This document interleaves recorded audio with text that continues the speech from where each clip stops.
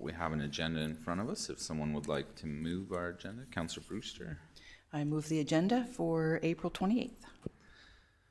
Any questions on the agenda? Seeing none, all those in favor? Carried unanimously. Our minutes from April 14th, if someone wants to move those. Councillor Palm. I would move our minutes from April 14th council meeting. I didn't see anything. They look fine to me. Did anyone else see any errors or omissions? Not seeing any. All those in favor of the minutes? Carried unanimously. Okay, takes us to our reports for the day. Item 5.1. Mr. Graves. Good morning, Council. So we're here to consider the second and third reading of the 2026 Tax Rate Bylaw number 1025/2026. So at the April 14th, 2026 council meeting, the following motion was carried. Moved by Councillor Lee Gerard that council grant first reading to bylaw number 1025-2026, the 2026 tax rate bylaw as amended. So we saw an increase to farm mill rate by 15% and no increases to residential and non-residential mill rates.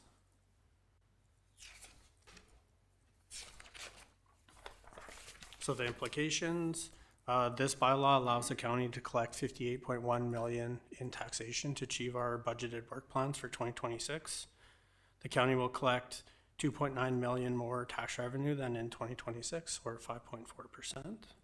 Of this increase, 1.7 of the additional taxation comes from new growth, with the remaining coming from increased taxation, which is the result of an increased assessed value of properties. In addition to the municipal tax rate changes proposed, the county's requisitions have gone up 11.82%. So public feedback. So we did a news release on April 14th, and it was picked up by some of the different media outlets. For social media and websites, we did 7 posts, and we had 8,600 views between the website and social media. We also took the opportunity to promote our property tax payment plan program, so the monthly fees as well, or the monthly payment program. And at this time, we received no feedback from the public about it. So the communication plan is, as part of the agenda, the report will be shared online. The public can watch the video stream live or through recorded video. Direction on this matter will be included in the meeting minutes that are published online and summarized in the county news. We'll do an additional news release to be distributed, and then admin will also be including an information insert in the tax notice. So the alternatives: grant second and third reading to the 2026 tax rate bylaw number 1025-2026 and reduce the 2026 operating contingency by $250,000. Alternative 2, provide direction to administration regarding other possible options for the 2026 tax rates. So the recommendation that council grant second reading to bylaw number 1025/2026, the 2026 tax rate bylaw, and that council also grant third reading to bylaw number 1025-2026, the 2026 tax rate bylaw, and amend the 2026 operating budget to reflect the tax rate bylaw revenue amounts and a reduction of the operating contingency by $250,000. Thank you. Thank you for the report. Ms. Rodwell, just for clarity before we start, I need 3 motions? Are we able to actually tie that budget with third reading? Through the CAO to council, it would be my preference to have them in separate motions, just so that they can each stand on their own. It just makes things a little bit easier on our end if the motions ever have to get pulled or reconsidered or anything. Okay, thank you for that. Hopefully that adds a bit of clarity, council. Questions of the report? Councillor DePalm. Thanks for the report. So I do have just, I guess, 2 questions just for clarification. My first question is the assessment, I guess, increases to property. Who who sets the assessment rate? Like we don't just go out there and pick a number, do we? Or are there? Through the CAO to mayor and council, we follow the MGA on how we do our assessment. We go out, our assessment department goes out and independently assesses all the property based on their merit. And then they file that assessment with the province, and then we use that assessment base to use the mill rate to calculate the tax levy off of that assessment. Okay, so it's a standard formula, I guess, that we follow all the time, right? Okay, that was my first question. So my second question is when this goes out to everyone, is it going to show, I know you had that pie chart that shows that part, but is it going to also show like what each level contributes? Like it'll have farmland contribute so much, residential contributes the actual dollar amounts that they contribute into the overall. Through the CAO to mayor and council, yeah, we do have a graph that talks about the tax revenue by different class. Okay. And then also we were introducing that other pie chart that shows just if you had $1, how many cents would go to each of the different areas. So we'd have the two in there. Okay, awesome. Thank you. Councillor Anna Hansen, any questions? Councillor Gerard? Councillor Brewster? Sure. I have 2 questions. Thank you. Thank you for the report. I know you've told us this before, so my apologies for asking. When is the assessment feedback time frame? Are we through that time frame? Like, are we clear on what our assessments are?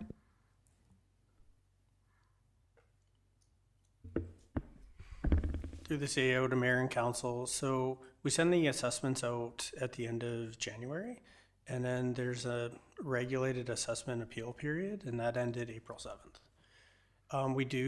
If we do have appeals, then it goes to the assessment review board for appeal. So we do have a couple of appeals, not too many, but we won't actually find out until they go to the appeal board and we get a ruling from them. But the period to appeal an assessment is over.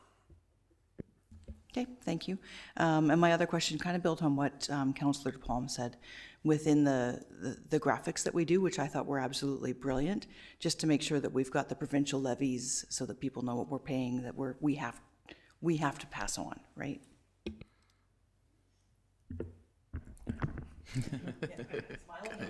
Perfect, thank you. Councillor Hansen? I thank you for that report.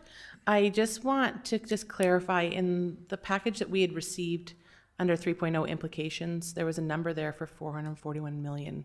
Is that 441 million, or is it supposed to be 44.1 million? Just making sure that I want to read it correctly.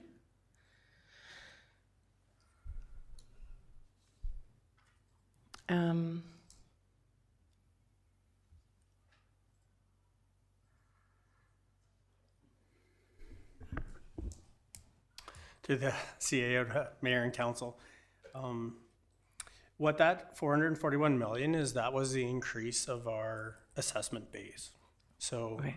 just how much it went up, and our mill rates are calculated per thousands. So the mill rate's quite a small number. So I believe, if I remember back, our assessment base is close to $7 billion now. And we saw about a 5% increase in our assessment. So that 441 million, that's a combination of brand new businesses or homes built, so that growth, or the appreciation in the value of properties throughout the county. Okay, perfect. And my second question is, can anyone at any time apply for the monthly payment schedule for taxes? Through the CAO to mayor and council, we do have a time frame on that, and so April 20th was the deadline for that. So you have to have your taxes up to date to that point, and then you can go on the plan to have that payment over 12 months instead of that June 30th deadline. And so we can only take those folks up to a certain time frame to get them on the program, and then the following tax year they could sign up again. So we do try and advertise that program as much as we can, because it's quite helpful for our cash flow. And then I think it's a good program too. Banks offer it. Sometimes there's admin fees. through the banks to offer that with your mortgage, but we do it free of charge, offer that monthly fee, or sorry, the monthly payment program. Okay, perfect. Yeah, I had someone reach out to me on the weekend asking if there was an option to do that, and I'm like, yeah, I think there is, but if there's a deadline that's already passed, then I will let them know. Thank you. Councillor Ritz, any questions? No questions. Council, we're looking for a motion for second reading. If anyone's interested in Councillor Ritz. I move that we grant second reading as stated. Okay. Councillor Palm, any comments or debate? Councillor Ryan Hansen? Councillor Gerard?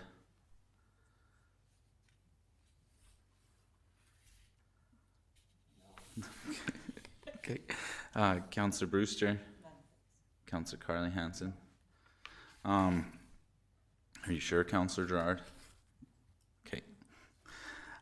Yeah, my comments stand from first reading, and it's interesting the lack of public feedback I guess we get when we do this. I know I even post it on my social media every year, and it's probably one of my lowest engaged posts, which is interesting. You think it would be opposite, but no, I think, again, we budgeted for 5% growth. We achieved 5% growth. So I'm very happy that we don't have to increase the res and non-residential mill rates. They're already going to be paying more through increased assessment, and they're going to be heavily impacted by the province, as Councillor Brewster pointed out. And I hope, yes, that we can make that clear, and hopefully, next year, at least on the education side, we maybe don't see that steep of an increase, and maybe that allows us to do things a little differently too. I did chat with some of our business folks at the chamber presentation I did last week, and they were certainly happy where we landed on this, and I kind of added it to the presentation where first reading landed, so some positive feedback there, I guess. No further comments from myself. Councillor Ritz, you wish to close? No. All those in favor of second reading? Opposed? And that is carried 5-2 with Councillor Gerard and Ryan Hansen opposed. Okay, so we're going to split this one. So I guess first we could have a motion for third reading, if someone wants to do that.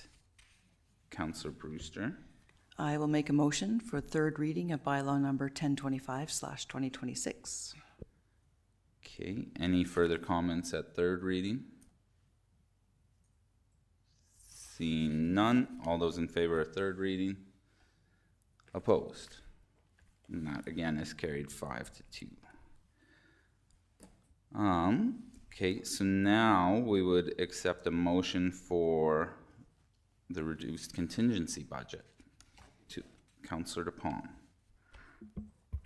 So I would grant second reading to reduce the contingency budget by $250,000 for 2026. I think that is just a motion on it on Okay. its own. Yeah. Okay, well, I move that motion that I just said then, not second reading. Perfect. And you have that, Ms. Rodwell? Okay. Councillor Ryan Hansen, any comment or debate on that? Councillor Gerard, Councillor Brewster, Councillor Carly Hansen? No. Councillor Ritz? I guess I should have asked this at question time. Did we look at, I know I heard when we came for first reading, concern from some of my colleagues regarding, reducing contingency that much.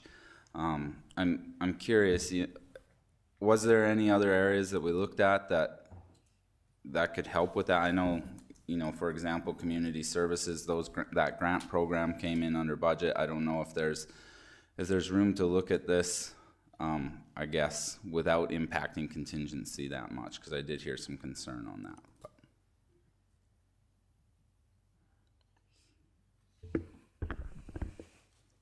Through the CAO to Mayor and Council, the contingency was the one where it's the most straightforward. reduction. There's a lot of other considerations in the other areas.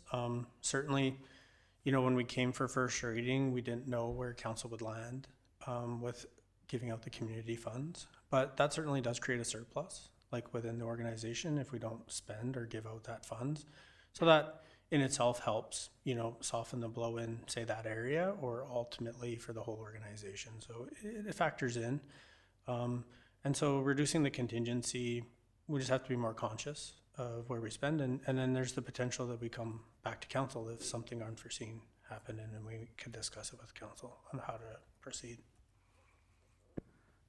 Okay, no, I appreciate the clarity there.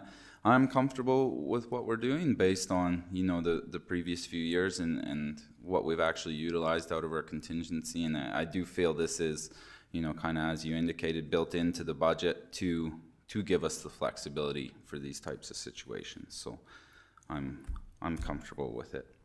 Councillor DePalma, I don't know if you wish to close. No. Okay, all those in favor? Opposed? Also carried 5-2. Okay, moving along to item 5.2.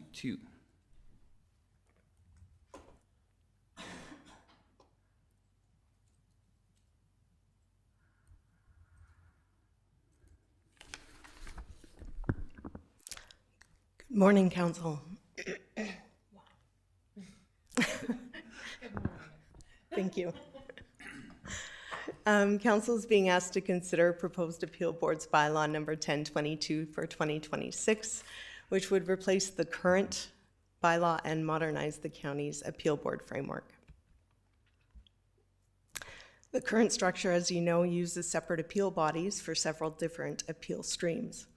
Administration is proposing a model intended to improve efficiency, expertise, flexibility, and consistency by using a more consolidated framework.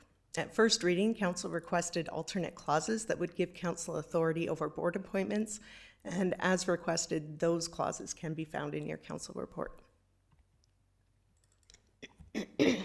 However, after a further analysis, administration is not recommending that amendment, and we want to share a rationale for requesting authority for appointments to be made by the CAO. There are 5 main considerations. First being your intermunicipal relationships. When the county offers SDAB services to other municipalities, those municipalities grant the county authority to make board member appointments on their behalf. If council retains the appointment authority, it becomes one political body making appointments for another political body, which could complicate your intermunicipal relationships. The second rationale behind that is legal risk. So during discussion, council acknowledged that efficiencies could be gained if CAO were to make the appointments, and requested the provisions in the bylaw that would allow the CAO to make temporary appointments. So it does come with risk. In the event council disagrees with an appointment made by the CAO, it would call the appointment of that board member into question and jeopardize any work done by that board member, which could result in legal challenges. Next, it is governance alignment. Council will always retain control over the bylaw, which directs the authority of the appeal boards, as well as provides specific procedural protections for the parties. Fourth rationale is board independence. Appointments being made by the CAO provides a clear separation between the board members and council, which reflects your governance model. And efficiencies, as we mentioned in the first meeting, we did review that timeline and confirmed that it would be a 6-week timeline for council to make appointments.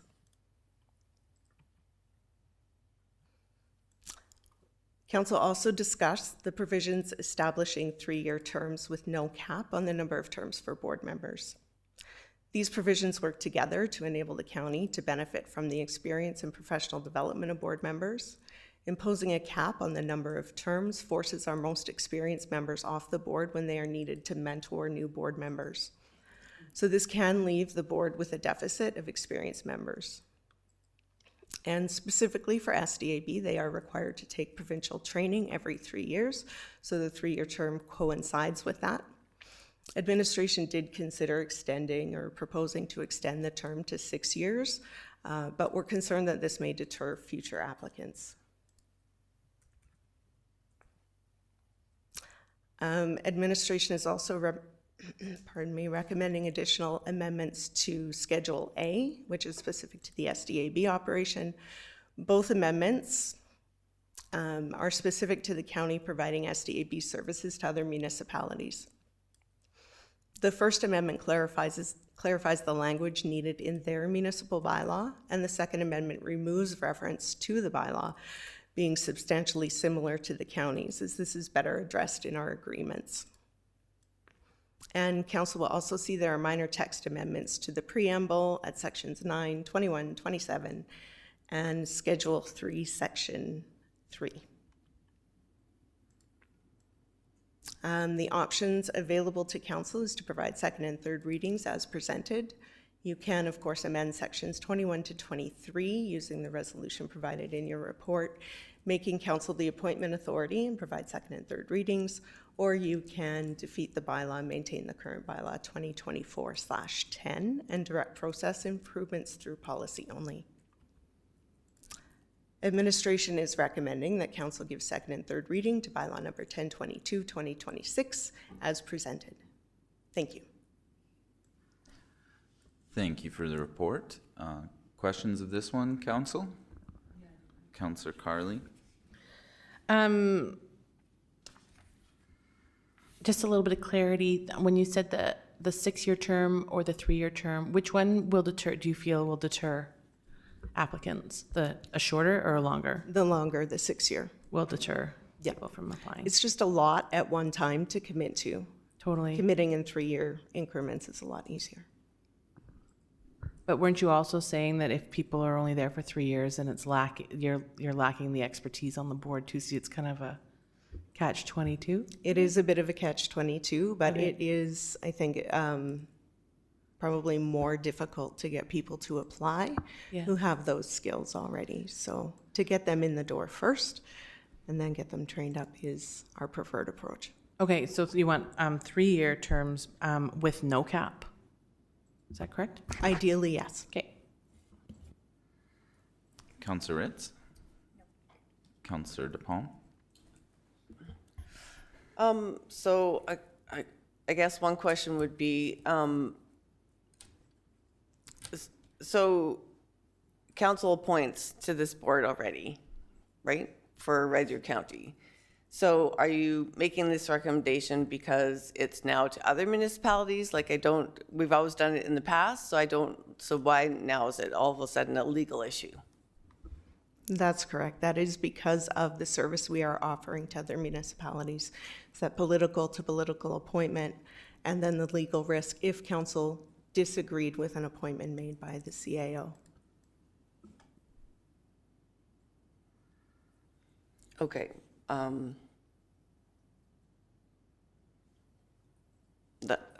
I'll just stick with that for right now. Okay. Councillor Ryan Hansen, questions? Councillor Gerard? Councillor Brewster?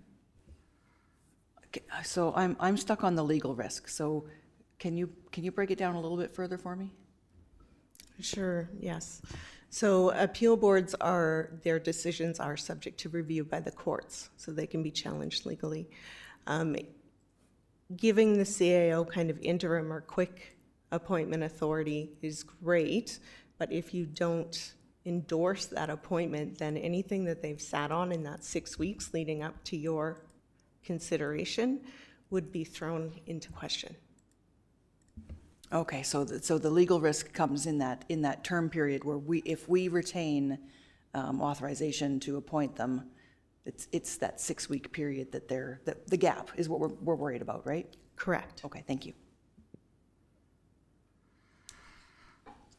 Okay, yeah, I got a few questions. Some have already been answered.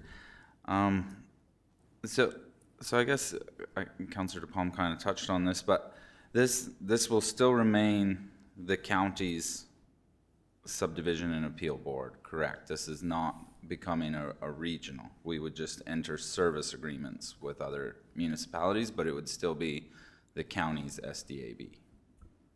Through the CAO to council, that is correct. So when we, when we would hear an appeal in another municipality, we sit as their appeal board. Okay. And so they will, like the municipalities we went enter into service agreements with, would have no impact on who is appointed, whether it's council or the CAO appointing. Through the CAO to council. So that is part of our concern with the proposed amendments, is that most municipal councils would have a difficult time giving their authority away to another council. It would be very difficult for two political bodies to allow each other to make decisions on each other's behalf. So if you think about a similar scenario, such as entering into an ICF agreement with another municipality or something, you don't ever give your authority away, you retain it. So then what you see sometimes is agreements come forward where each council has to endorse a member appointment. There is a probability that we would then require approval from almost 20 municipal councils. That's kind of where we're tracking right now. And so that number would be exorbitant. If you had to get through all those councils, the administrative time required would be pretty extreme. The chance for a disagreement would be extremely high. So we think that if council was to be set up as the appointer, we're entering an area of political risk. We think that that risk is eliminated by delegating those responsibilities to administration and allowing administration to do those appointments. There's some natural alignments there as well, because this board, as Ms. Carrillo said, requires provincial training. So you're not appointing any board member to just sit and be left to their own devices. They will be mandated to complete a training program to pass the required testing, and that would ensure that they're qualified to sit. So you have some assurance from the province of Alberta that they're going to be trained and qualified board members, just immediately based on how the board's structured. So there should be some assurance there to council that you're going to get a high quality board. Your interactions with the SDAB are also virtually zero. This isn't a board like the ASB where they're providing advice to council, where they're making policy recommendations, where they're really having an impact on Red Deer County. They have a much different role where they're just to make an appeal decision. And so that finite role, and then knowing that they're only performing that role in alignment with what they've been trained to do, hopefully gives you some comfort in that they're not making, going to have a great deal of impact on Red Deer County. You also see the broadening of the clauses in the bylaw to allow us to appoint members that aren't from Red Deer County. So we're going to have to try to strike that balance based on the number of appeals that are coming in. How many appeals are from the county? How many appeals are from other municipalities? Do we need to start looking at, identifying one member municipality as not having any current board members, and so we might do more of an active ad campaign there. So there's going to be a lot of things that we have to balance when we go to more of a regional model, and so we think that having administration retain that appointing authority will help in that regard.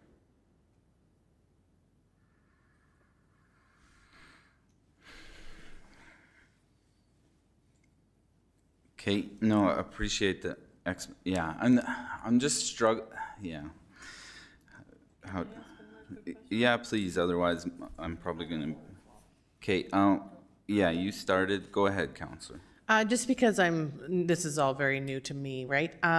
This is something that nothing is ever, like this is a whole new road that Red Deer County is going down, or have we been down this road before where the CAO has appointed these members and council hasn't had any? Through the CAO to council, there's a bit of a two-pronged question there. So the first one, we have been in this regional model for a bit of time. So we have provided SDAB services to 2 other municipalities in the past. One of those contracts has expired and is looking at being renewed. The other contract continues, but they only had their first appeal within their municipalities in the last year. So that was the very first time our appeal board had to go and sit in another jurisdiction.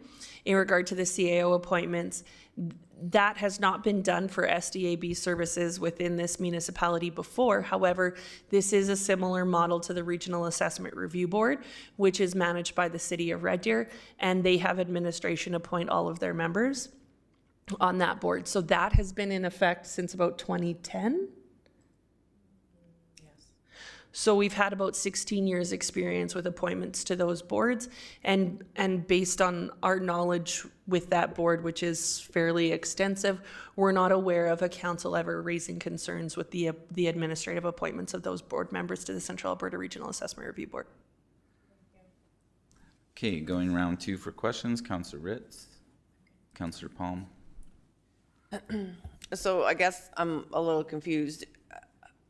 So now are we allowing all these other municipalities to appoint people as well? Their CAOs are going to get to appoint people as well? And I guess my other question would be, what's the difference if someone's upset with the CAO's appointment? No different than if council appointed. And I guess my third question would be, if this is going to change so much and take all this away from Red Deer County Council, should we be holding off and looking at all this first? I guess I'd like to see the regional stuff proposal before we change our own stuff to see. Yeah, I'm really having a hard time with this. Mr. Herzberg? Yes, to Mayor and Council. It's an opportunity that does have a bit of a time frame involved. If everyone who is currently getting these services from a planning commission previously, that planning commission is now defunct, so they're going to need to fill that gap in their current requirements. So they're going to go and find a way to do that. So this opportunity won't be here in 2 months or 3 months. It's sort of a look at it now if we're going to look at it at all. I think the example of the Regional Assessment Board is a great example of what the communities can do together in terms of ensuring you've got a high quality appeal process in place. If this council is concerned about the delegation of the authority, we wouldn't recommend any regional work then.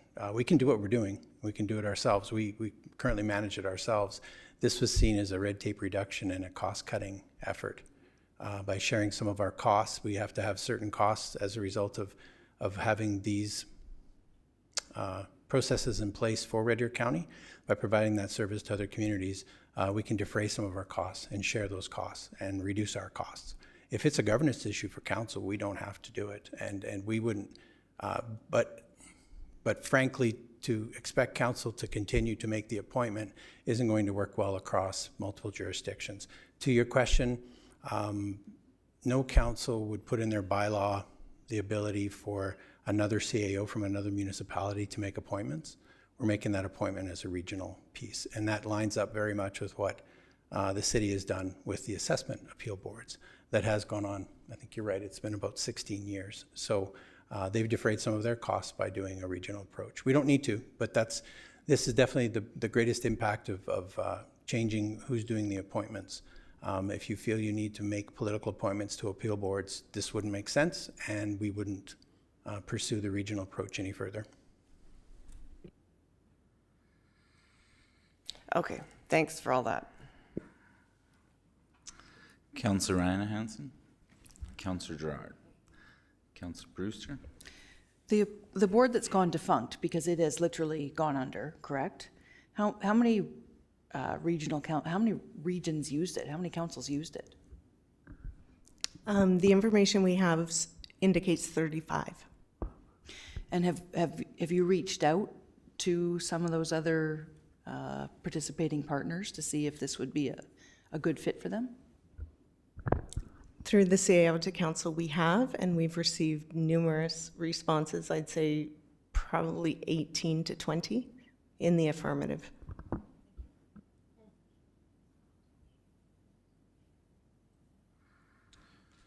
Okay, if there's no further questions, we'd be looking for a motion, I guess, at this time for a second reading. Councillor Gerard. Yeah, I motion the council gives a second reading to bylaw 1022/2026 for the Appeal Boards Bylaw as presented. Okay, motion for second reading as presented. Comments or debate? Councillor Brewster. I would just make a comment that, given that last piece of information, this seems like Red Deer County is going to be a leader and provide something that we can maybe make some not a profit on, but maybe make some money on, and reduce our red tape and everybody else's red tape at the same time. Councillor Carly Hansen. Yeah, I can appreciate the questions and the concern around, you know, handing this over, but also with the information just given, I think I can be in support of this, and am comfortable moving forward, you know, with the, yeah. Councillor Ritz. Yeah, I'm completely in support, and the efficiency standpoint in reducing red tape is something that we have prioritized, so I think this is fantastic. Thank you. Councillor Palm. Councillor Ryan Hansen. Yeah, I can support this. I think the additional information that we got this week in the report, kind of sharing those risks and why we would move in this direction makes sense to me. And knowing that there are others doing this and it's working well for them. Yeah, makes sense to me. Yeah, and I'm not gonna lie, I'm struggling with this one a little bit. I do think some of the last comments there from administration helped. And you know, I don't think it's that, you know, we're not wanting to take this road. I think, you know, as indicated, this really makes sense in trying to support and be collaborative with our partners in the region and fill a gap right now. And so I totally understand, you know, the timing of this. And I do appreciate our staff being proactive and thinking regionally. I don't know, I'm still just struggling with it. If they're entering a service agreement with us and we're the appointing body, I don't know, I'm just struggling. To me, there's still conflicting pieces in how some of this is worded. Even the changes to section 27, and so I get, okay, we're entering agreements with some of these other municipalities, so maybe they want some of their residents on the board, so that's why we're looking at preference to them. But again, okay, if it's supposed to be appeal board and they're all supposed to be non-biased, and that and we only get 10 people on there, but we could have 18 partners. Not everyone's going to get a seat at that table. So, and I get how maybe keeping council as the appointer adds a political, you know, problem to that situation as well. But I'm just, it's really hard to, you know, this is a significant decision. I think we're trying to move in the right direction, but it is hard without, you know, the full context and really being able to discuss this. It is hard to accept some of the changes we're making, I guess, and I'll leave my comments at that. Councillor Gerard, I don't know if you wish to close. Yeah, I'm just going to echo Councillor Ritz and Councillor Hansen with the red tape reduction, the efficiency of appointing this board in a timely fashion instead of coming to council all the time to appoint these people, which the delay becomes extensive with our agendas and whatnot, and the political side of things, keeping councils with all the other partners involved. I think that having that kind of taken away, I think it would make it even stronger with the SDAB. And that's how I'm going to close. Thank you for that. All those in favor of second reading? Opposed? That's carried 5-2 with myself and Councillor DePalm opposed. We'd be looking for third reading. Councillor Hansen. I'd like to give third reading to bylaw number 1022-2026, the Appeal Boards Bylaw as presented. Perfect. Any further discussion at third reading? Seeing none, all those in favor of third reading? Opposed? Again, carried 5-2. Okay. Moving on to item 5.3, our fee bylaw.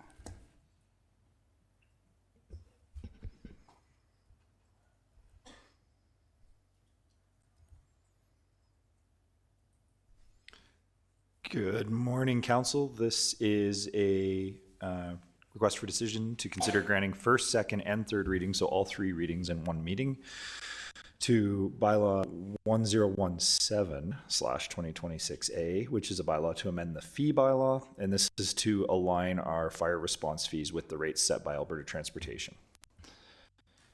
So we align our per hourly response fees with those set by Alberta Transportation. Of course, Alberta Transportation doesn't give us their fees until the provincial budget is approved and set. So we don't receive it until April of 2020, April of each year, even though we set our fee bylaw previous to approving our budget. So this is just an amendment once we do get those.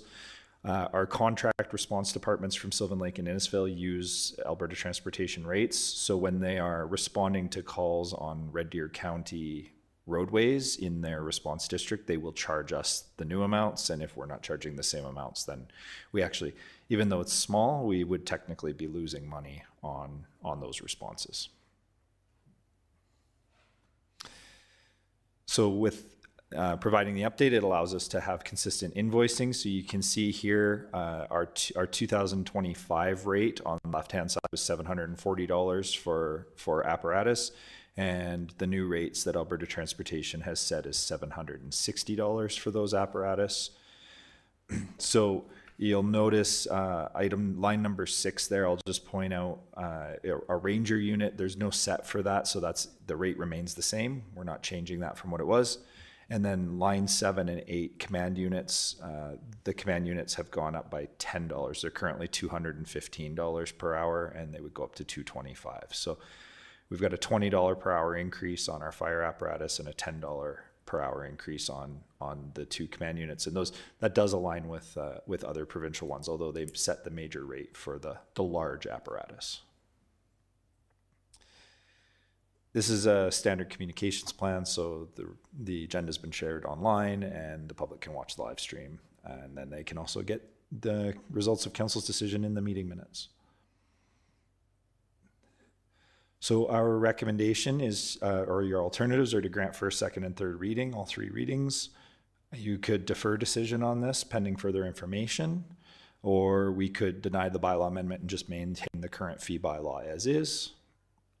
And since I jumped ahead, our recommendation is to grant first, second, and third reading all at once. I will note that there is an administrative typo in the bylaw amendment itself, which it is just administrative. It originally says to amend bylaw 1017/2025, and then later in the bylaw it says 2017/2025. So just want to make sure that that's called to your attention as we approve it. Because it's administrative, it's something that we could easily correct. I don't know, I'll look to legislative services as to whether we want the amendment in the motion or if we just consider that's an administrative error. And okay, so our administrative recommendation is, since there's administrative error which we've caught and brought to your attention, we should be able to fix that, and you should just be able to grant first, second, and third reading if you so choose. Thank you. And just clarity on that, you said 2025, but it should be 2026, correct? It's in, so this is where it gets confusing. Okay. This new bylaw is 1017/2026 to amend 1017/2025, and then we accidentally typed 2017 because none of us were alive in 1017. So I'm pretty sure it was just a Freudian slip as somebody was typing numbers in there. Okay. Now that I added confusion to that, staff will sort out the numbers.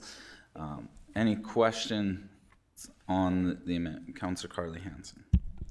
All right, just a few questions.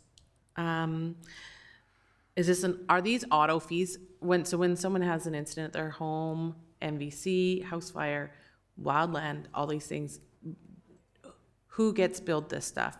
If you're going to a medical call, and do you slap these families? You know what I'm asking. Yeah, through the CAO to Mayor and Council. It's a great question, and it ties into our service levels, which is one of those things that we'll bring forward to you, and it's one of the ones that's on the list. We currently bill for things that are insurance recoverable, so typically motor vehicle collisions and then third-party or out-of-pocket costs if there was a house fire. We do also bill in case of negligence. So if somebody lit a fire during a fire restriction or a fire ban that then caused a response, or if somebody called in a response and it was deemed due to negligent or willful action, then we may send them a bill. And these would be the billing rates that are used because they're in the fee bylaw.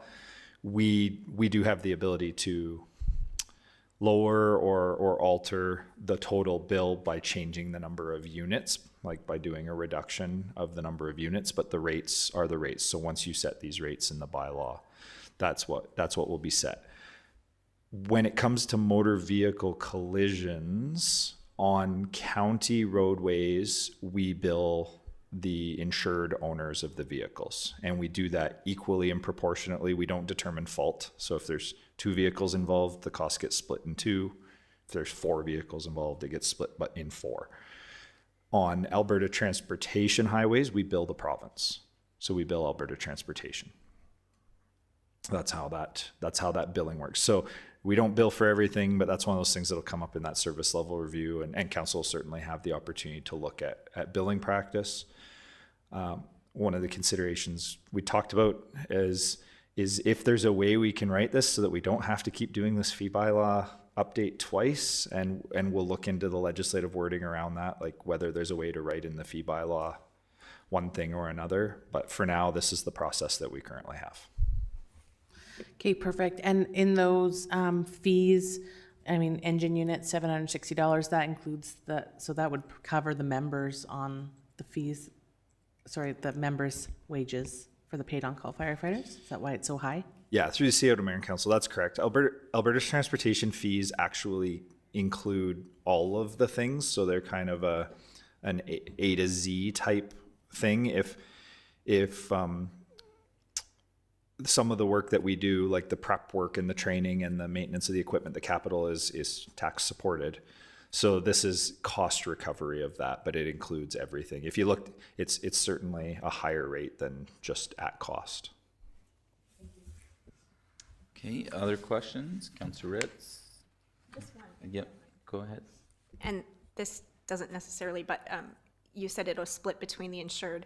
I'm just curious, just because I know this happens sometimes, what if it's uninsured drivers? Just out of curiosity, does one then that has the insurance have to cover the entire cost? Yeah, through CAO to Mayor and Council, when it comes to something like we let the insurance companies and certainly the police of jurisdiction determine fault and then how that gets split out. If somebody does not have it, so say it was a single vehicle accident and somebody does not carry insurance, then they are liable for payment of those costs to us. So that's the most common one where we see complaints or requests for leniency. But we do have the ability, similar to Director Graves mentioned, property tax payment plans. There are payment plans that people can enter into. So if they were uninsured or if their insurance was not covering them for whatever reason, we still responded and we still send an invoice. Councillor DePalma, Councillor Ryan Hansen, Councillor Gerard, Councillor Brewster. I just have a question. So I'm assuming, Director Brand, that these rates are going to be similar across other counties and other municipalities. Yeah, through CAO to Mayor and Council, almost all other municipalities we abide by these Alberta transportation rates, and actually Sylvan and Innisfail adopt them the second they get them. So now that's why we're looking at the administrative process, because I'm not sure what their process is. They might not have a fee bylaw. They just might have a bylaw that says we charge the rates set by AT. And so actually for any calls that we received in the month of April, from April 1st until now, anything that Sylvan Lake or Innisfail are billing us for, they're billing us at the higher rates. And it's a relatively acceptable loss and lag for us. But certainly we don't want it to drag on much further. So this long answer to the short question of yes, absolutely. Other municipalities also adopt these standard rates. Okay, Council, we'd be looking for first reading. Councillor Palm. I would move first reading to bylaw number 1017-2026-A to amend the fee bylaw. Any comments or debate? Looking around the room. Not seeing any. Pretty straightforward stuff. All those in favor of first reading? Carried unanimously. We need second reading. Councillor Rihanna Hansen. I move that we grant second reading to bylaw number 1017/2026A, a bylaw to amend the fee bylaw as presented.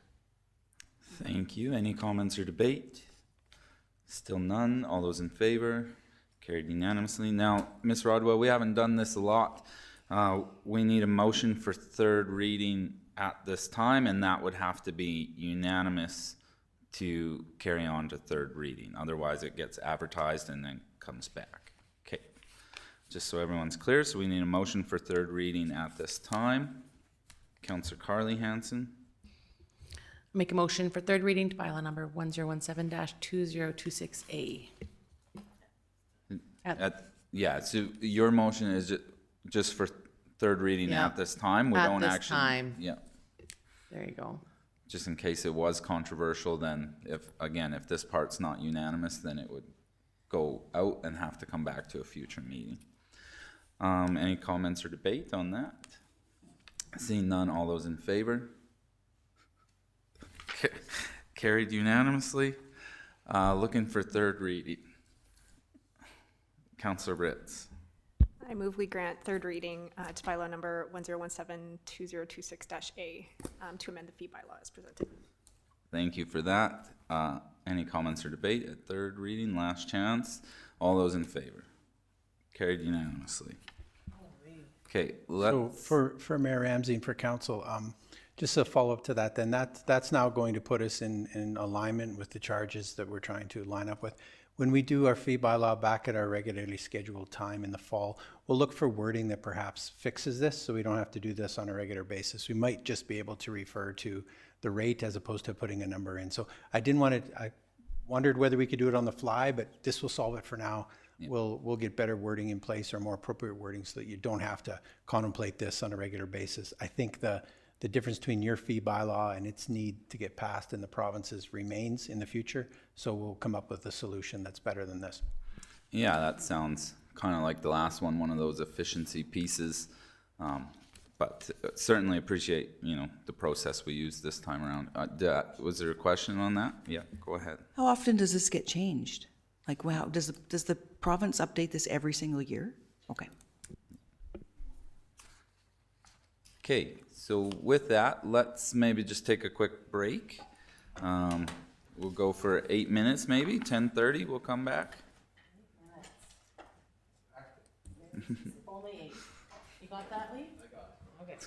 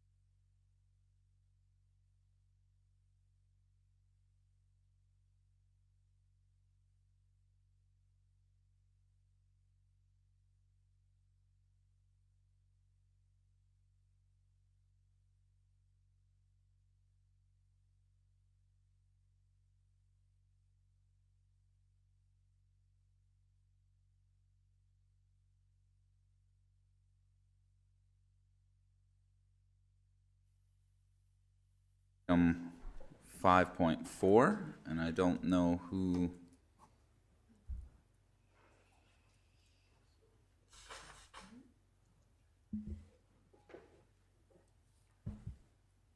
Is this going to be Mr. Herzberg? Whoa. You can tell it's me because I don't have a fancy PowerPoint done up. I'll just get a copy of the report. Do we just have a paper copy? There we go.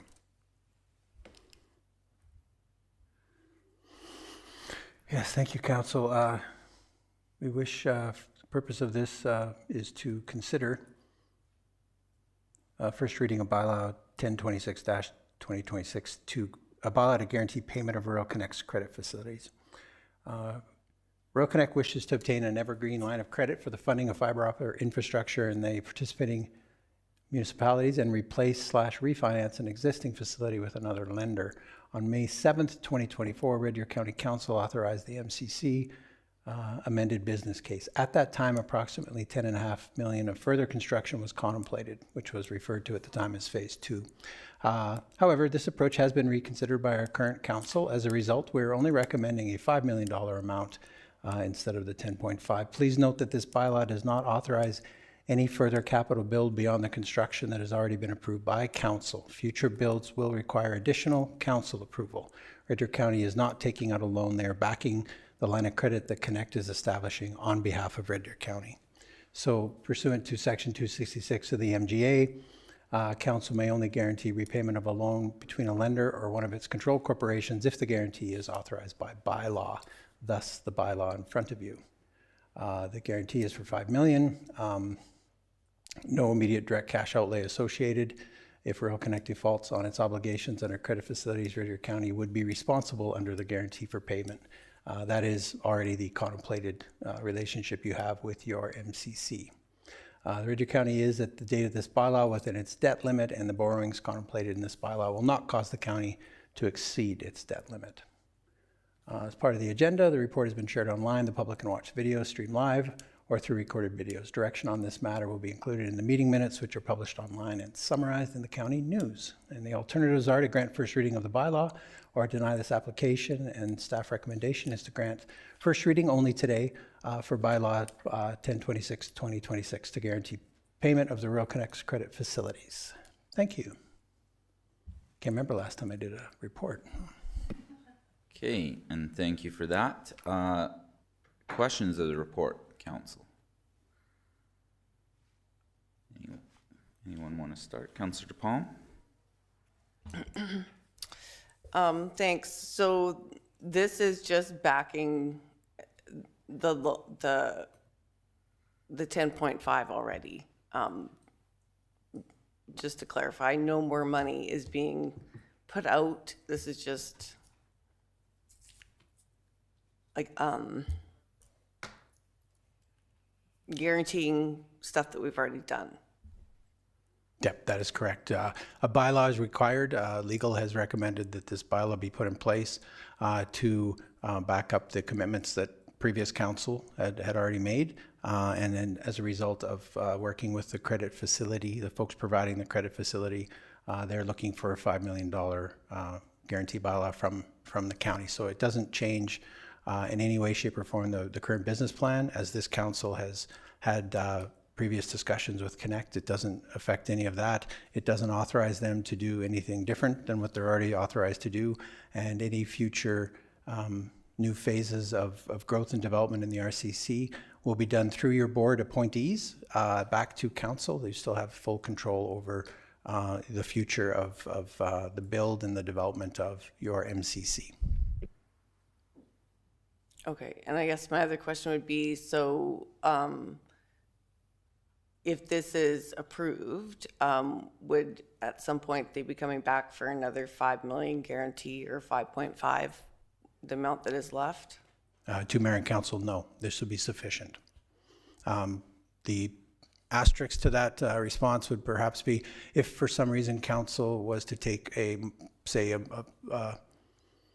significantly more aggressive approach in a future capital, you may not have enough credit facility in place for that, but it would require a council decision to really be quite aggressive in the next phases of your construction before you'd ever need to consider that. And it should be, for any future discussion that council has with Connect, how you finance, how much it is, the impact to the county should always be part of that contemplation as you move forward. So all that control is available to this council moving forward. 5 does not necessarily need to become 10.5 in the future.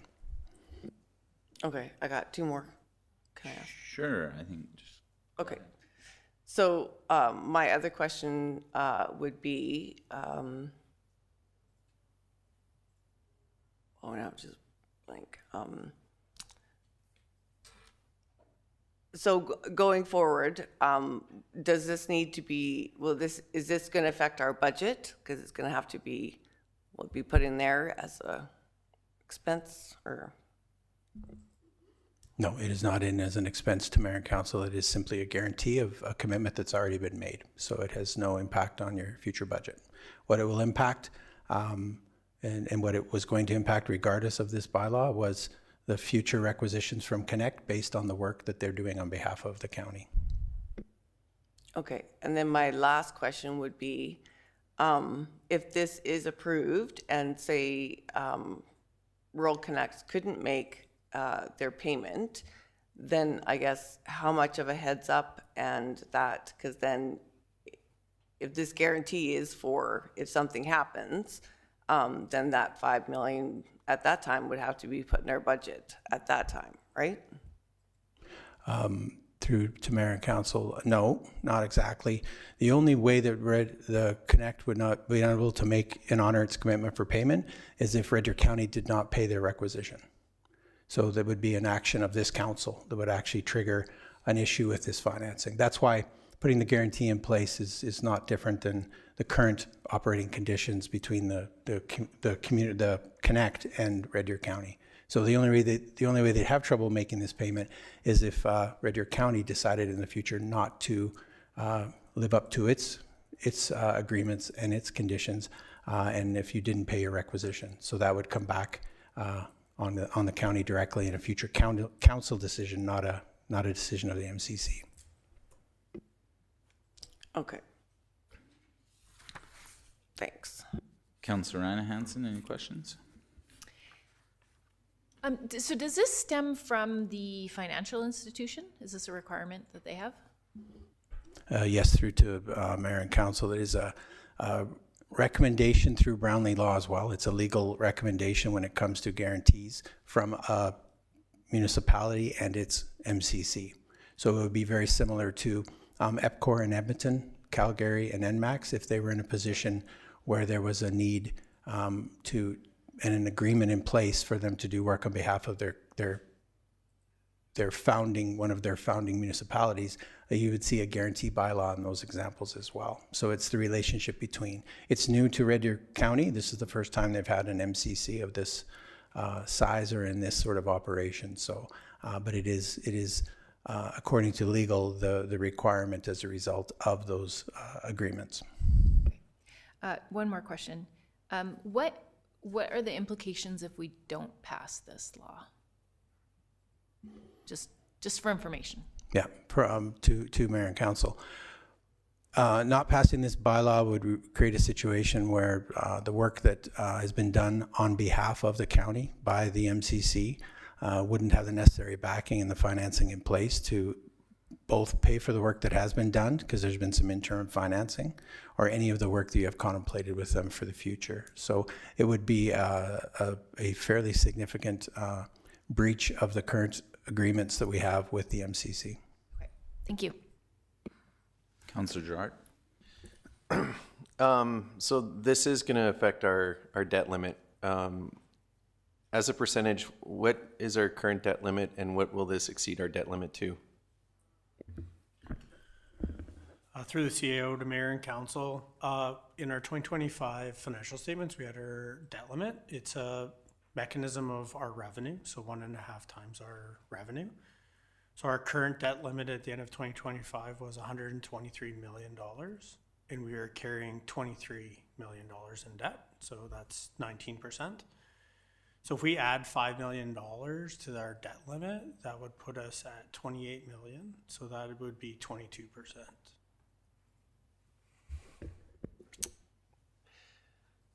Yeah, that's all I have for now. Councillor Brewster? So just, basically just a comment, this is just tidying up loose ends, correct? Yes, to Mayor and Council. It is, it's best described as now putting in place and securing the long-term financial instruments. We've been running off of some lines of credit and off of other contributions to the MCC to this point. This is the more permanent long-term solution. So up to this point, I'd say that it's been more the interim financing. This is the long-term financing being put in place. Has the lender changed, or is this just the switch? In this particular item, I'm not sure how much trouble I get in pronouncing the names of the lenders, but in this particular case, it's moving from CIBC currently to Service Credit Union. Thank you. No questions? Councillor Ritz, question? No, I'm good. Yeah, most of my questions were already answered. So we're only backing the Red Deer County portion, correct? The other municipalities in the agreement will be backing their own portions of this. That is correct. Each municipality, to Mayor and Council, each municipality involved in this and the infrastructure that they have with Connect all has a variety of how they went about going with it. Delburns was a different situation, as was Painter County's.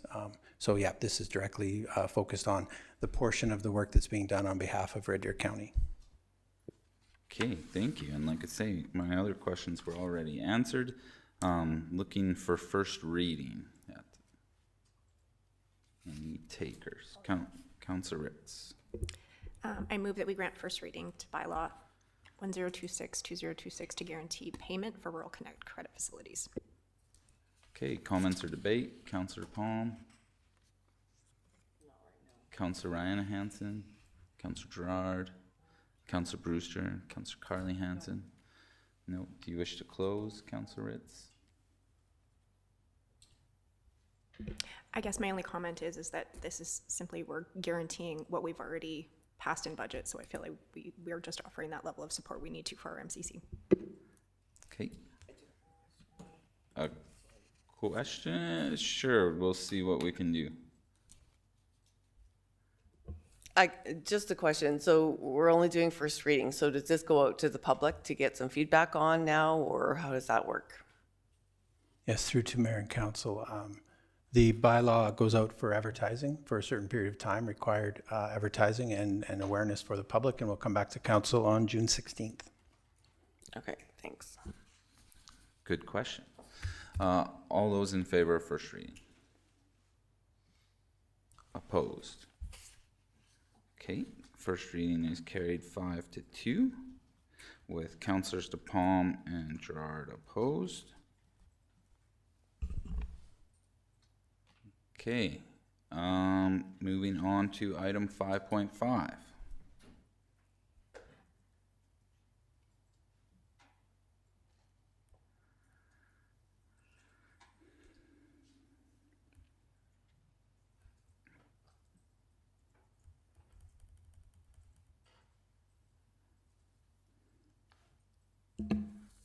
Good morning. This is to consider deferring a portion of offsite levies that are owing on the northeast 26, 37, 28 west of 4 for a recently approved kennel. The parcel is located approximately 5 kilometers southwest of the city of Red Deer. The parcel is accessed from C&E Trail and Asphalt County Road. On April 21st, the Municipal Planning Commission approved the development permit for the application for the renewal of the kennel. As a condition of development, the applicant is required to pay the C&E Trail Offsite Improvement Levies, Bylaw 2016-5. The owner of the parcel is requesting for the offsite levies on the residential portion of his lot to be deferred, and the applicant has included the letter with this request. The C&E Trail Road Improvement Offsite Levies Bylaw states the following. Section 6 states where an application is made for the county for a development permit or subdivision approval within the benefiting area, the owner shall enter into a development agreement with the county in respect to the payment of the offsite levies. However, Section 9C states, notwithstanding Section 6 of this bylaw, no offsite is required to be payable, and a development agreement is not required where an application is for a permitted use within the agricultural district or any residential district of the Red Deer County Land Use Bylaw. And Section 12 states, council may at its sole discretion waive or defer the payment of offsite levies where they determine it is prudent and in the best interest of Red Deer County. The offsite levies owing for this parcel are $9,804. The applicant is requesting that the offsites be deferred on the residential portion of the parcel, which is 2.16 acres, as no offsite levy is payable on a permitted use within the agricultural district in accordance with the bylaw. If council chooses to defer the residential portion, the offsite levies owing for the business portion of the parcel are $5,700. As part of the agenda, this report has been shared online. Direction in this matter will be in the meeting minutes, which are published online and summarized in the county news. Staff recommendation is to grant approval to defer the residential portion of the offsite levies as per alternatives 4A. Thank you. Perfect. Thank you for the report. Questions on this one, council? Councillor Carley? In your report, thank you for the report. In your report, it says waive or defer. So if we grant approval to defer this, are they going to be expected to pay that portion in the future? Through the CAO to Councillor Hanson, yes, that gives the option for it if we ever wanted to, or if they ever did anything else as another use that we could collect.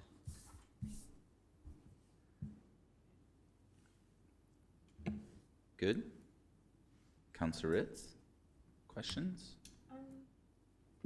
Just one, just due to the fact that in the letter it does state some surprise at this. So how is this communicated with the residents when they are developing? Through the CAO to Councillor Ritz, they were told when they reapplied for the renewal that the offsite levies were owing on that parcel. Councillor DePalm? Thanks. So I guess the one question I have is the residence is, how big is this whole parcel in total? I was going to look back and then I forgot, so. Through the CAO to Councillor DePalm, the parcel is 5.16 acres in size. Okay, so. Yeah, and they're asking to defer the 2.16 residential portion of the parcel. So they'd be paying on 3 acres essentially. Okay.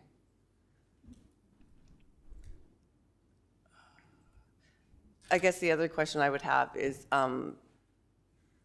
could they do this over a payment plan type deal with the county? Is that something they can set up at a point in time, or?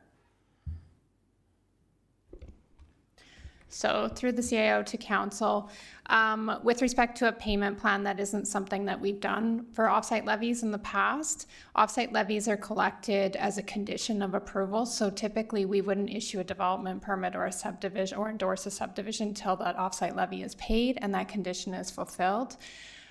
Deferring a portion and applying a 3-acre site. We have done this, or council has done this previously on a number of properties along CNE Trail, let's say a 160-acre quarter section, and they came in with a discretionary use. We have looked at deferring the balance and applying to a 3-acre residential site. So we didn't see this request as uncommon to what we have seen in the past. If they ever did anything further on the 2.16 portion, we would have opportunity to collect again specific to that portion. Okay, I guess my other question would be then, how did we come up with the 2.16 acres? Because looking at the map, like the picture of it, I would say the residential part is a bit bigger, but I don't know how you come up with it, so. The applicant simply requested the deferral on the 2.16. They came up with the 2.16. Oh, they came up with the, okay. Okay, thank you. Councillor Ryan Hansen, any questions? Yeah, I'm having a hard time wrapping my head around this one. Are there different rates for residential and the business portion? Like, why are there two different portions? So through the CAO to council, there are not different rates. There's a standard transportation offsite levy fee that is applied to properties along CNE Trail to contribute to those improvements of CNE Trail. That bylaw was adopted in 2016. This business started operation prior to that. That's why they wouldn't have had to pay it on a previous approval. And now they're looking at having to pay that offsite levy bylaw. But it's a standard per acre rate based on the offsite levy bylaw itself. Okay. Part of the background information says no offsite levy is payable on a permitted use. What is the permitted use? Through the CAO, the permitted uses are listed in our bylaw under the agricultural district and residential districts. They'd be single detached dwellings, accessory buildings, secondary suites.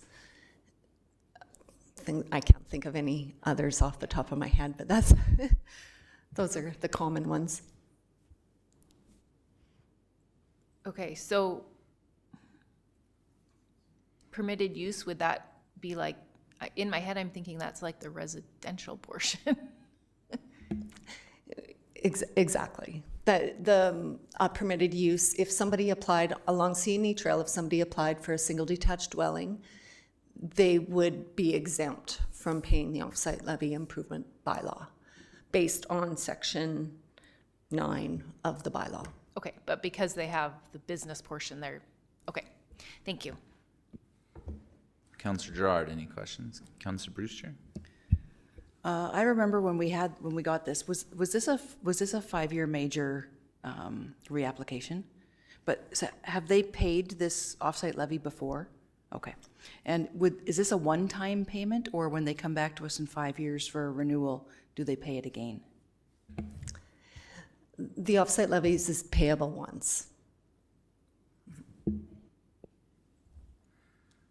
Thanks. Yeah, I know my question was kind of along that line, being a renewal, and then now they're having to pay, and I think we got the clarity there. So with that, council, we'd be looking for a motion. Councillor Ritz, I believe this is in your division. I would move that we grant approval to defer the residential portion of the offsite levies as per alternatives 4.0. Okay. Motion for staff recommendation. Comments or debate? Councillor Palm? Yeah, I'll support it. I appreciate them coming up with coming in and saying how much they feel, I guess, is residential on there, and working with it and coming up with a plan for this, because, yeah, that would have been a little bit of a hit for just to renew your business, right? So I definitely appreciate that, and I appreciate them coming up with a number, so. Councillor Ryan Hansen, comments or debate? Councillor Gerard? I'd have to agree with Councillor DePalm. When you renew your business license and then all of a sudden you get a big levy, and they were fair enough to come back to us and say, they're good with the 2.16 and the other one defer the residential side. I think that's totally fair. So, Councillor Brewster? Yeah.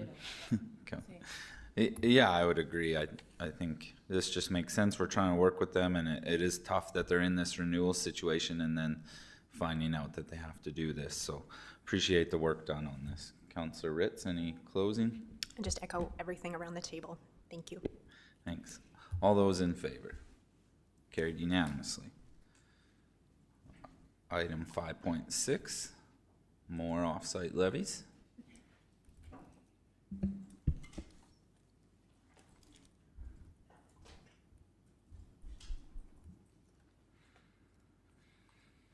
Good morning, everybody. This is to consider deferring the offsite levies that are owing on the northeast of 163927 west of the 4th for a recently approved subdivision. This parcel is located directly north of the city of Red Deer and is accessed from C&E Trail, which is a paved county road. Surrounding lands are primarily agricultural and country residential. On April 21st, Red Deer County Municipal Planning Commission conditionally approved a subdivision, which was an agricultural residence removal. As a condition of subdivision, the applicant is required to pay the Central Park offsite levy and transportation contribution. The owner of the parcel is requesting for the offsite levies to be deferred. You can see that letter in Schedule 2 of the report. The Central Park offsite levy and transportation contribution states the following. Subdivision shall mean the division of a parcel of land by an instrument, and the Council of Red Deer County may, at its discretion, require a person or entity applying for subdivision approval or a development permit to enter into an agreement providing for payment by the applicant of the offsite levy and or transportation contribution upon such terms and over such a period of time as council may require and in accordance with the terms of this bylaw. 6 states that Council of Red Deer County may, at its sole discretion, waive all or any portion of the levies and or contributions required to be paid pursuant to the terms of the bylaw.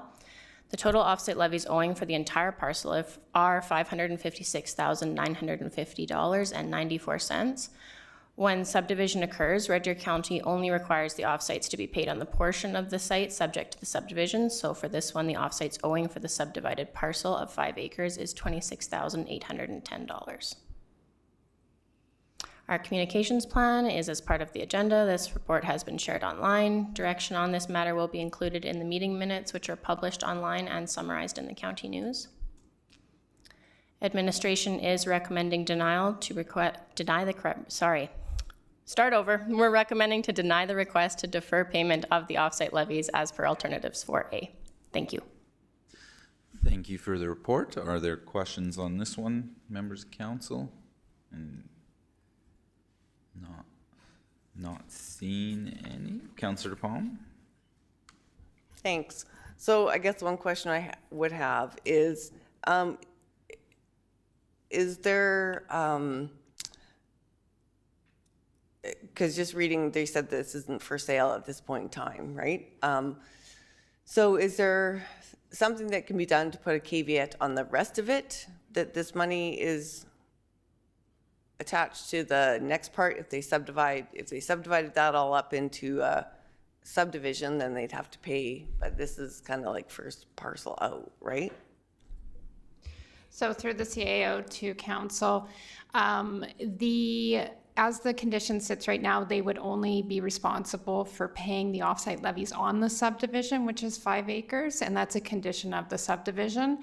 The remainder would show as a balance owing automatically. We can't put a caveat on title with respect to offsite levies because it kind of acts as like a lien to the property. We have looked into that in the past, and land titles will not let us caveat it. We have pretty substantial records in place where it says exactly what they paid and what's owing, and it's all tied to the property. Okay. I guess my other question would be is, yeah, it just seems like a lot of money for such a little piece of land, but I don't so there obviously is it because it's on the C&E? Is that the? Through the CAO to members, yes. So it's all a calculation done within the Central Park bylaw itself. Okay. Yeah, I just haven't heard. It's a lot of money. So, okay, that's my only question for right now. Questions, Councillor Rihanna Hansen? Yeah, so this is the first parcel out. Is there any distinction between that and the subdivision, or they're basically considered the same thing? Through the CAO to members, so if I'm understanding your question, we're only taking the offsites for the subdivision, so I think that would be the distinction here. Yeah, so basically it's in the same category. Right. Okay. I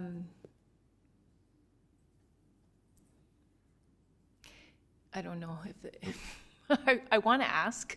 Go ahead. Why are you recommending we deny the request? Because we've seen both kind of come through. I can try to answer this, and if Trina wants to add, she definitely can. Typically, offsite levies are taken at the subdivision stage. So if you were to defer the payment, we would be coming back to you again in similar situations for development. With this bylaw, since it was adopted in 2001, I think a few weeks ago we came back for a small shed in this same offsite levy area. There is no exemption in this bylaw for accessory buildings or houses. So a deferral would need to come back to you again if they were to develop and if we were to defer the payment of offsites at this time. Okay.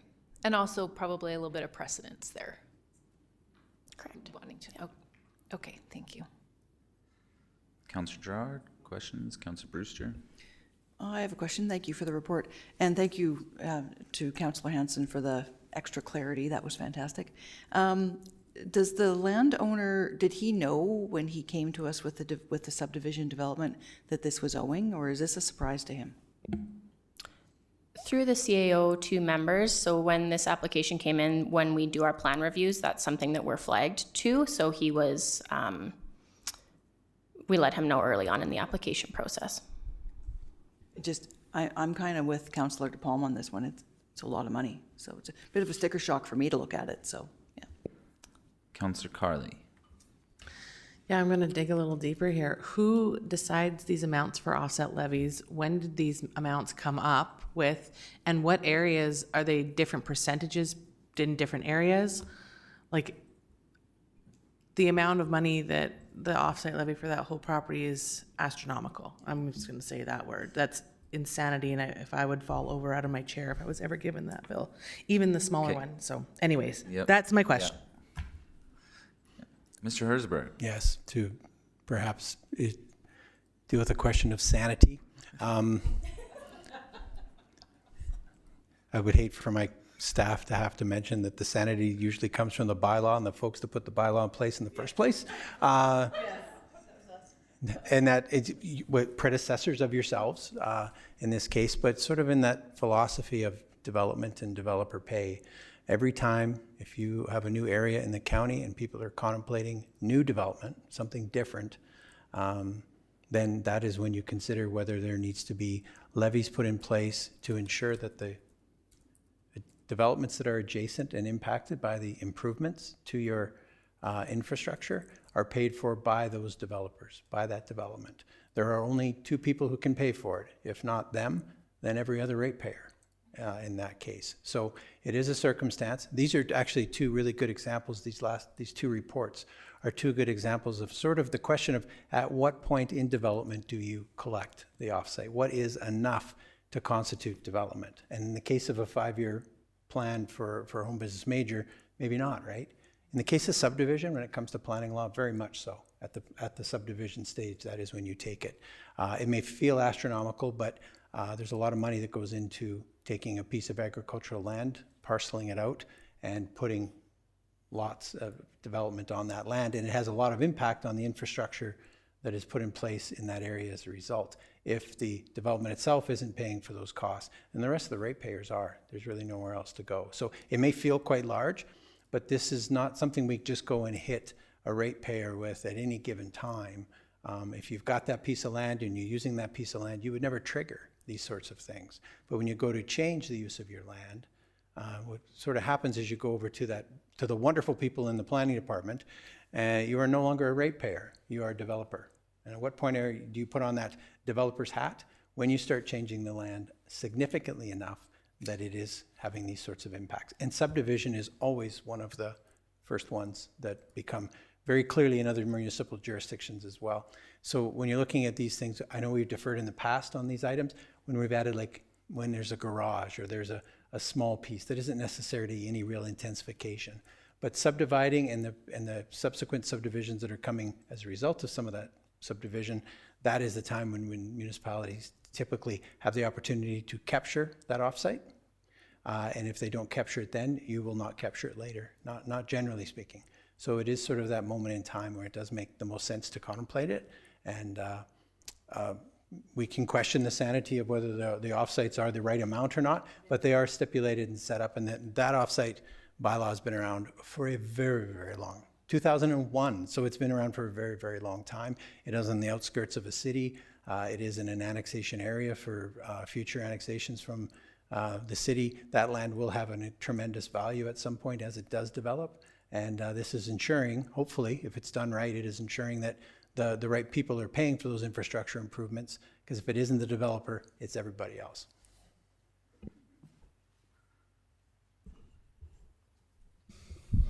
Just one more. Yep. So if this gets deferred as requested, he does go ahead and sell it, then is that on the hands of the new buyer, that area is then? Through the CAO to members, that's correct. Okay. Councillor Ritz, any questions? Just clarification again, because it does say this is a condition of the subdivision. So again, they were made aware of this when they moved to actually do the subdivision, and you know, what was the amount provided to them as well at that time? Okay, perfect. That's all I need to know. Thank you.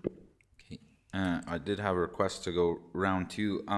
Just before we do that, so I guess just building off of I think we've touched on this quite a bit, but you indicated it's just for some of the smaller stuff we have deferred because the language is kind of old in the bylaw, but I'm assuming for subdivision in this area in the past we have not deferred. Or do we know that even? Probably haven't had one in a while.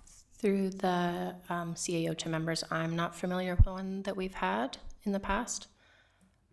Okay, fair enough. Councillor Palm, further questions? Thanks. So I just have a couple more questions. Sorry. So this is not a full 160 acre. So was something already subdivided off, like that portion on the other side of the railroad tracks? Is that already a subdivision off of this parcel? Through the CAO to members, that portion is within the city of Red Deer. So this is considered a full quarter based on the regulations in the subdivision regulation. Okay. I guess then my other question would be, if it was the full, I think it is because there's levies there. Regardless, if it's first parcel out, they're going to have to pay, right? If it was the same thing somewhere that had levies, no levies, they wouldn't have to pay. But it doesn't matter then. I'm For a confusing first myself. parcel? Sorry. That's okay. For a first parcel subdivision, you're asking anywhere else in the county with an offsite levy bylaw, would they have to pay for a first parcel removal? Yeah. Yes, Yes, they would. they would. It just, the location is what makes the price difference. Is that? It all Basically- comes down to the offsite levy bylaw itself and what's calculated within that bylaw. Okay, thank you. Add more clarity, I think. I don't know. Okay, does anyone else have further questions? Go ahead. How long do you collect these levies in certain areas for? Are they, it's like a permanent lifetime collection area? Through the CAO to members, yes, as long as the offsite levy bylaw is in place, this would stand as lands that need payment on. And you pay it once, yes. So one-time payment, once it's paid, you don't have to ever pay it again on that parcel of land. Right. Thank you. Councillor Ritz, any more questions? Okay, I think we've gone around a couple times. Councillor Ryan Hansen, this is your area if you want, or?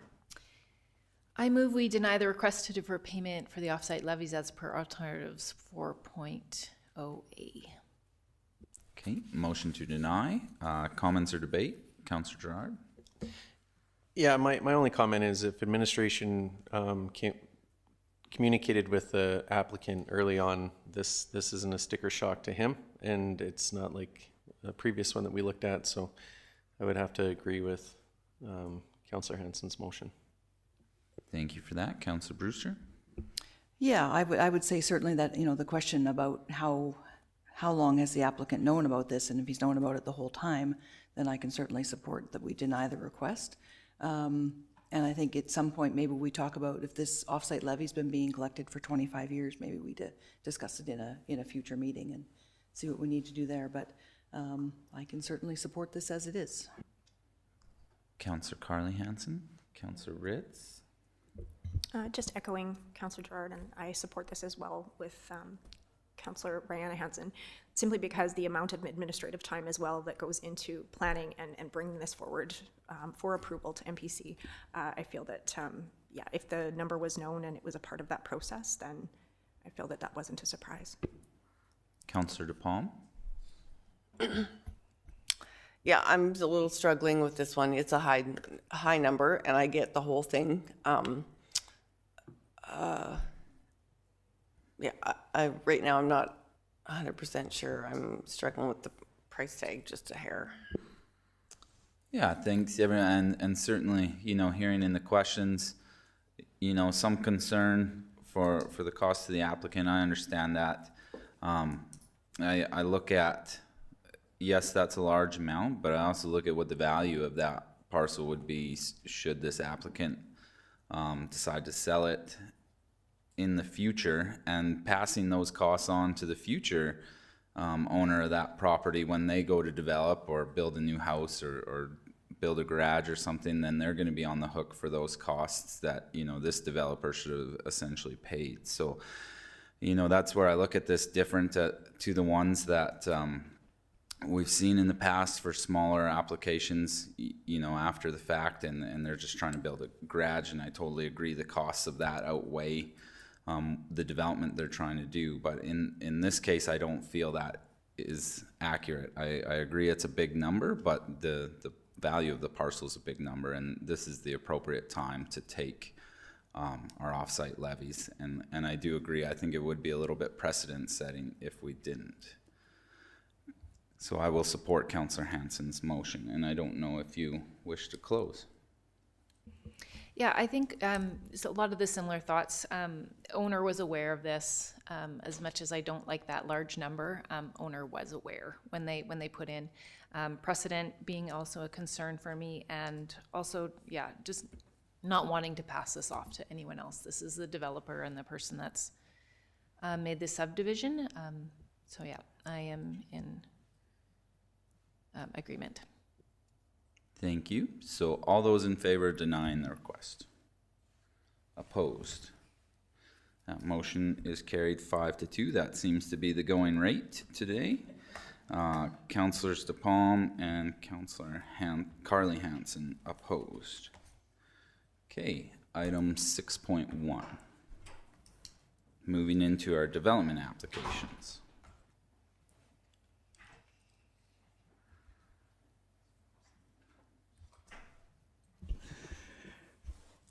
Good morning, Mr. Mayor and Council. Is to consider a first reading of bylaw number 1023/2026 that proposes to adopt the Antler Valley Local Area Structure Plan and bylaw number 1002/2026-E proposes to redesignate a portion of those lands within the proposed plan area, Northeast 3635, 28 west of the 4th, and to set the public hearing date for June 16th. Subject lands are located approximately 2 kilometers east of Innisfail, adjacent to Range Road 280 on the west side and Township Road 360. The proposed Antler Valley Farm, LASB, is intended to provide guidance for future land uses and subdivision within the subject land. The plan area consists of 2 parcels, 1 6-acre agricultural parcel, and containing a residence, and the remaining 62.3 hectares or 153-acre parcel, remainder that also contains an agricultural residence. The intent of both proposed bylaws to allow for future subdivision of a second approximately 4.4 parcel, contains an existing agricultural residence from the larger 62 hectares remainder located within the plan area. Section 3.2.1.2 of the county MDP allows for 2 agricultural parcels to be subdivided out of a core section, subject to various conditions, including a requirement for a local area structure plan. The remainder of the core section must be identified within that plan and redistricted to an agricultural non-residential land use district prior to the subdivision of the second parcel. Be appropriately sized to limit the amount of land taken out of the agricultural production to the maximum extent possible. The proposed parcel is for agricultural residence, a severance of value-added agricultural operation, or a bare parcel. And all landowners within the subject water section sign an agreement consenting to the development of the LASP. Next slide. For communication plan, referral letter and public notice will be sent out once this is given first reading. Public hearing notice will also be posted and advertised in the county news website and local newspaper as part of this agenda. Sorry. It's online, as normally would be provided online as well. Direction on this matter will be included in the meeting minutes and published on this and summarized in the county news. Next slide. So staff recommendation is to grant first reading to both bylaws and set the public hearing date for June 16th as stated in alternatives 4A. Thank you. Okay, thank you for the report. And again, just a reminder, council, before we get into questions, that this is scheduled to have a public hearing. So just some caution there. Anyone have any questions on this? Councilor DePalma? It's not really a question on it. Do we have to do 2? Are we doing them each separately? So we do one and then the other? Okay. That was my only question. But it is a joint hearing, though, so we can hear it all at one time. Okay. Any other questions? Seeing, I think you know where I'm going to go with this. Do we know how many public hearings we have scheduled for June 16th? Currently? We are currently lining up to have 4 public hearings scheduled on June 16th. Administration has reviewed this and has no concerns with the 4 public hearings all being scheduled on the same date. To the best of administration's knowledge at the current time, none of the public hearings scheduled are contentious. We do note that there is a bit of a gap in your council schedule due to some conference dates occurring. And so if we were to push those out, we think there would be some unnecessary delays in there. We can work to manage the schedule on that day to ensure that the rest of the business on that day is not too heavy. So we do think that there's a number of other things that we can do to manage that day to ensure that there's not larger unexpected delays. But administration is comfortable with the 4 proceeding, but we leave it to council's decision on whether you change the dates or not. And the 4 is including the 2 today, is what you're saying. Yeah, thank you. Okay. Okay. Yeah, I just get nervous because we have that 1:30 time start for our public hearings, and then, you know, with 4, if anyone speaks, it gets us into a time crunch because we have a stop time too for our meetings, so that we would have to. Anyway, that's my concern. So, motion for first reading. I believe Councillor DePalma, this is your area.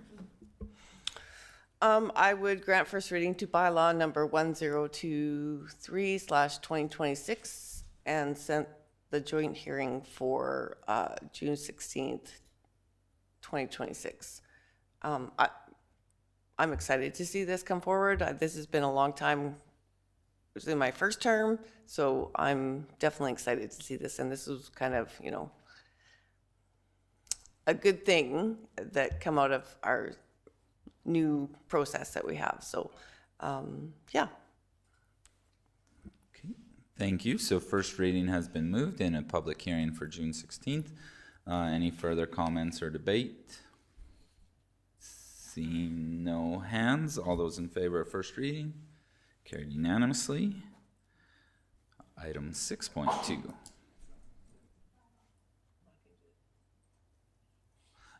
No, that they're both in one. We just needed the one motion, correct?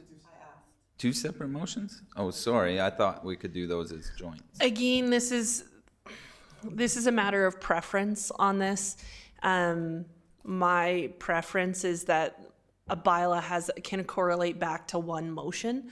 And so I like them to correlate back to their own motions. However, if council wanted to do them in one motion, there is technically nothing wrong with that. It's really just a matter of preference. Okay, so we have the two motions, but one public hearing. Yeah, in those motions, I made it very clear that they're having to have a joint public hearing with the alternate bylaw, so that both of those motions represent the joint public hearing and both bylaws, so that they're constantly attached in their motions. Okay, so Councillor Palm? So I can make the next grant first reading for the next bylaw, 1002/2026E, to be set as a joint public hearing for June 16th with the first bylaw. Perfect. So first reading of the second bylaw. Any comments or debate on that? Seeing none, all those in favor? Carried unanimously. My apologies. Moving on to item 6.2.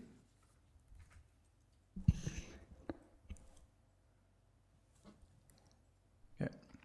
So this to consider granting first reading for bylaw 1024/2026, the proposed local area structure plan, and bylaw 1002/2026/F, I believe, to redistrict 140, sorry, I just kind of got lost there. Yeah, that's F, dash F. Redistrict 147 acre portion of the quarter section from agriculture to agricultural non-residential for the subject land Northeast 1736, 27 west of the 4th, and set the public hearing date, as you all well know, it's for June 16th. Next slide. Yeah, subject lands are located within the Northeast 17th, 36, 27 west of the 4th, approximately 3.5 kilometers southeast of Penhold. It's adjacent west of Highway 791 and 800 meters north of Township Road 374. And if you just click on it in the intent of the proposed, click please, there you go.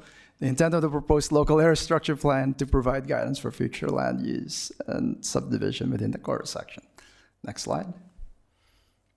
And currently there are two parcels within that quarter section. The first parcel is 1.93 acres, agricultural parcel containing agricultural residence. And the second parcel remainder is 157 acres, also with an agricultural residence and agricultural operation. So if you click once, there's an animation. So the intent of both bylaws is to allow for future subdivision of that approximate 8 acres parcel that contains an existing agricultural residence from the larger 157 acre remainder. Okay, so that's the next slide. And as stated before, section 3212 of the county MDP allows for 2 agricultural parcels to be subdivided out of the core section with the various conditions. I'll just go on to the next slide. And also the referral letter and public notice will be sent to landowners within and adjacent subject core section and to internal and external agencies. And public hearing notice will be posted and advertised on the county news website and local newspaper. Next slide. And staff recommendation is to grant first reading for both bylaws, bylaw 1024/2026 and bylaw 1002/2026-F, and set the public hearing date for June 16th as per alternatives 4A. Thank you. Thank you for the report. Any questions on this one? Seeing none, I believe Councillor DePalm, this is your area once again. Yeah, this is mine again. So I would grant first reading to bylaw number 1024/2026 and set the public hearing for June 16th, 2026. Perfect, thank you. Any comments or debate on first reading? Seeing none, all those in favor? Carried unanimously. One more motion, Councillor DePalm, on this item. So I would move first reading for bylaw 1002/2026F and set the joint public hearing for June 16th, 2026. Thank you. Comments or debate? None. All those in favor? Carried unanimously. Look forward to a busy June 16th. I believe we're out of agenda for this meeting, council. If someone would like to, Councillor Carly Hanson. Yeah, I'll adjourn at 11:25 a.m. Motion to adjourn. All those in favor? Carried unanimously. Okay, if we want to take 10 minutes, we'll come back at 11:35 and